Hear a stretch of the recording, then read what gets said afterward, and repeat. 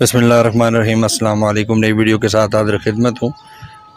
इस वक्त कुछ 2-3 दिन से इशू चल रहा है कि तहरीक लब्बैक पाकिस्तान की मजलिस शुरा में मुफ्ती मुनीब रहमान साहब को शामिल किया जा रहा है। तो मैंने फिर अपने तौर पे पता करने की कोशिश की कि क्या इसमें क्या सच्चाई है और वाकई उनको शामिल किया जा रहा है नहीं जा रहा है, असल मसला कहाँ से शुरू हुआ और इसके पीछे क्या है, और ये जो क्या कोई इसमें साजिश है या हकीकत है। तो पूरी तफसील हासिल करने के बाद अब ये वीडियो बना रहा हूँ, आपको मुकम्मल मालूमात फराहम कर रहा हूँ। तो मेरी आप तमाम दोस्तों से पहले तो ये गुजारिश है कि जिन दोस्तों ने अभी तक चैनल को सब्सक्राइब नहीं किया, चैनल को सब्सक्राइब कर लें और बेल आइकन पे ज़रूर क्लिक करें। मुफ्ती मुनीब रहमान साहब के हवाले से मेरी वही मालूमात थी। एक तो वो आए थे, उनका कोई विज़िट हुआ एक हफ़्ते पहले कराची से मानसेरा की तरफ। मानसेरा में उन्होंने एक जामिया की दस्तार दौरा हदीस की इफ्तिताह के तकरीब थी। जनाब मोहतरम सईदी साहब दुनिया से इंतकाल फरमा गए हैं। आप मशहूर ज़माना आलिम दीन थे और खैबर पख्तूनख्वा तंजीम अल मदारिस के आप अमीर भी रहे हैं और इसके अलावा नाज़िम आला भी प्रेजेंट थे। तो जो सईदी साहब के इंतकाल के बाद वो वहाँ के खिला और उनको पुर करने के लिए मुफ्ती मुनीब रहमान साहब को बार बार बुलाया जाए। साथ में याद ये भी रहे कि मुफ्ती मुनीब रहमान साहब का ताल्लुक ज़िला मानसेरा से है और वो कराची में सेटल हैं और ये उनका आबाई गाँव भी है, घर भी है। इस दौरे में उनके साथ मुफ्ती आबिद मुबारक जो कि कराची के एक मशहूर व मारूफ आलिम दीन है, आप सब उनको जानते हैं, टीवी पे भी वो आते हैं। इसके अलावा वो PS2 NA-249 की पिछली दफ़ा तहरीक लब्बैक के उम्मीदवार भी थे, वो भी आए हुए हैं। उनका ताल्लुक भी ज़िला एबटाबाद से है, इस वक्त भी वो अपने गाँव में है। तो ये हज़रात वहाँ से तशरीफ़ लाए। इनके साथ मशहूर आलिम दीन पीर सैयद मुज़फ़्फ़र शाह साहब आए। इसके अलावा इनसे अलग हो के आप सब जानते हैं बिलाल कादरी रिजवी साहब आए। तो इन हज़रात का कराची से इस दफ़ा दौरा हुआ, सब हज़रात का मिल के, और फिर यहाँ पे अपनी अपनी इनकी मसाफत थी। सबसे पहले इनका मरकज़ आने का मकसद ये था, इनके साथ साबिक़ अमीर तहरीक लब्बैक पाकिस्तान कराची जनाब रज़ी हुसैनी साहब भी थे। आप तमाम हज़रात ने मजलिस शुरा की उस मीटिंग की तस्वीर भी देखी, वो मीटिंग के कुछ 4-5 दिन बाद शेयर की गई हैं, जिसमें रज़ी हुसैनी साहब भी थे, आबिद मुबारक साहब, मुज़फ़्फ़र शाह साहब ये थे और मुफ्ती मुनीब रहमान साहब इसके अलावा आए और इन दोस्तों को हिदायत की और ख़ुद वो मानसेरा तशरीफ़ ले गए। इसके अलावा वो कागान गए वहाँ पे और मुफ्ती आबिद मुबारक ने, मैंने आपके साथ एक ख़बरनामे में शेयर भी की थी। तो फिर इन साइड स्टोरी जब तय की तो पता ये चला कि मुफ्ती मुनीब रहमान साहब को क्या मजलिस शुरा में लिया जा रहा है। तो इसके हवाले से मशावरत की गई कि क्या वो मजलिस शुरा के आएँ और क्या उन्हें कोई ज़िम्मेदारी दी जा रही है। तो मेरी इतलात यही थी कि मुफ्ती मुनीब रहमान साहब को इस तरह की कोई ज़िम्मेदारी नहीं दी जा रही और ना उन्होंने कोई ऐसी ख्वाहिश का इज़हार किया कि वो लें।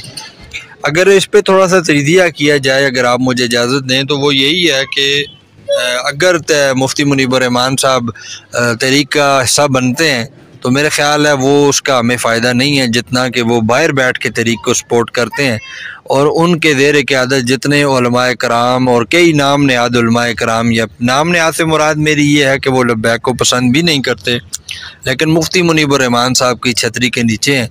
इस तरह जब मुफ्ती साहब ने इस वक्त भी मुश्किल दौर में हमारे लिए कॉल करके हड़ताल करवाई तो उसका इतना असर हुआ कि आपके सामने है कि लब्बैक के लोगों को एक बहुत बड़ा रिलीफ मिला। दूसरे लफ्ज़ों में अगर ऐसा कहा जाए कि मुश्किल वक्त में मुफ्ती मुनीब रहमान साहब ही काम आए तो इसमें कोई दूसरी राय नहीं होगी। तो मुफ्ती साहब की इस मुश्किल वक्त में मदद से हमें बहुत फ़ायदा हुआ और यही सबसे अहम बात थी। और अगर वो तहरीक का हिस्सा बनते हैं तो फिर उन्हें उसी तरह ट्रीट किया जाएगा, उसी तरह देखा जाएगा जिस तरह तहरीक लब्बैक की मजलिस शुरा से लेके कारकुन तक है। इसके साथ आपको मैं यहाँ एक इंतहाई ज़रूरी ख़बर दे रहा हूँ। जी हाँ, ये भी आप ख़बर रख लें कि मुफ्ती मुनीब रहमान साहब पर भी 4 शेड्यूल लागू किया गया था।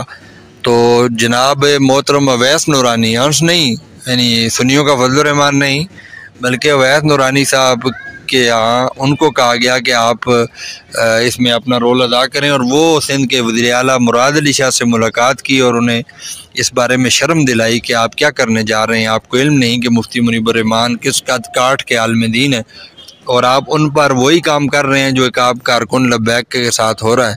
तो उसके बाद वो शर्मिंदा हुए और उन्होंने मुफ्ती मुनीबुर रहमान साहब पर सेफ होने वाला 4 शेड्यूल रिमूव किया। आपको पता होना चाहिए क्या उन पे वो 4 शेड्यूल असर करता है या ना, ये तो बात की बात है, लेकिन इस परेशानी से निजात दिलाने में अवैस नूरानी साहब ने बड़ा अहम किरदार अदा किया। अल्लाह उन्हें जज़ाए खैर दे। वो अपने वालिद के नक्शे कदम पर चलते हैं, यानी शाह अहमद नूरानी साहब मसलक अहले सुन्नत की शान और आन। तो इस हवाले से भी मुफ्ती मुनीबुर रहमान साहब जो है वो साइड पर रह के बड़ा अहम किरदार अदा कर सकते हैं। सारी गुफ्तगू का नतीजा ये है कि मजलिस शूरा में किसी भी सतह पे किसी भी जगह पे ये बात नहीं चल रही कि मुफ्ती मुनीबुर रहमान साहब को तरीके लब्बैक की ज़िम्मेदारी दी जाए। न मुफ्ती साहब ने डिमांड की है, न अलबत्ता उन्होंने अपनी रिजर्वेशन बिहाफ या बिलोंग कह लें जनाब रज़ी हुसैनी पे दी थी कि रज़ी हुसैनी साहब जो हैं उन पे मेरी रिजर्वेशन है और वो जायज़ थी, जिनको सुना गया। और उसके बाद उन्हीं की रिजर्वेशन पे मेरा मानना है कि मुफ्ती मुनीबुर रहमान साहब की कहने पे मुख्तसर ये है कि फिर ये किया गया कि रज़ी हुसैनी साहब को ओहदे से बर्खास्त कर दिया गया है। अब नया ओहदे पे किसको रखा जाएगा ये तो अलग मामला है, लेकिन अभी तक की सूरत हाल यही है कि मुफ्ती मुनीबुर रहमान साहब जो हैं उनको फ़िलहाल किसी भी सतह पे किसी जगह पे तहरीक में ज़िम्मेदारी नहीं दी जा रही। अब आखिरी मरहले में गुफ्तगू आप पूरी वीडियो ज़रूर देखें। वो ये है कि फिर हमारे ग्रुपों में लब्बैक के व्हाट्सएप में और इन तमाम जगहों पे फेसबुक पे किसने ये कहा कि जी अहम मुशावरत बड़ा इत्तेहाद होने जा रहा है। तो ये एक पूरा ग्रुप लॉबिंग कर रहा है लब्बैक को मुतासर करने की। आपने मरकज़ की कॉल के अलावा किसी की कॉल पे लब्बैक नहीं कहना और ऐसी बातें मत फैलाएं। और ये इत्तेहाद हो ना हो, ज़ाहिर है हम सब की ख्वाहिश है कि बड़े बड़े उलमा तरीके लब्बैक में शामिल हों। तो इत्तेहाद मुफ्ती मुनीबुर रहमान साहब की ज़बानी एक जुमला बड़ा ही तारीख़ी जुमला है और ये आराम और ख़ास के लिए आप भी सुन लें। बाबा जी जब कराची तशरीफ़ ले गए थे तो मुफ्ती मुनीबुर रहमान साहब ने क्या खूबसूरत तशरीह की थी, अल्लाह उन्हें जज़ाए खैर दे। आपने फरमाया था इत्तेहाद ये नहीं होता कि सारे मिल के एक जगह बैठ जाएँ, बल्कि इत्तेहाद का मतलब ये होता है किसी एक को लीडर मान के उसके पीछे चला जाए। मैं मुफ्ती मुनीबुर रहमान इस वक्त अहले सुन्नत का सरबराह और लीडर अल्लामा खादिम हुसैन रिजवी को मानता हूँ और इनकी सरबराही में आता हूँ और यही इत्तेहाद है। तो इस इत्तेहाद के बारे में कोई भी कभी भी कहीं भी आए तो मेरे समेत मेरे ख्याल है तरीके लब्बैक के हर कारकुन की ख्वाहिश है कि वो लब्बैक का हिस्सा बने। अलबत्ता ये नहीं हो सकता कि एक बड़ा मशहूर जुमला मैं कहने जा रहा हूँ कि भानमती ने कुंभा जोड़ा, कहीं की मिट्टी कहीं का रोड़ा। जी फिर दोहरा देता हूँ, दोस्तों को बड़ा पसंद आएगा कि भानमती ने कुंभा जोड़ा, कहीं की मिट्टी कहीं का रोड़ा।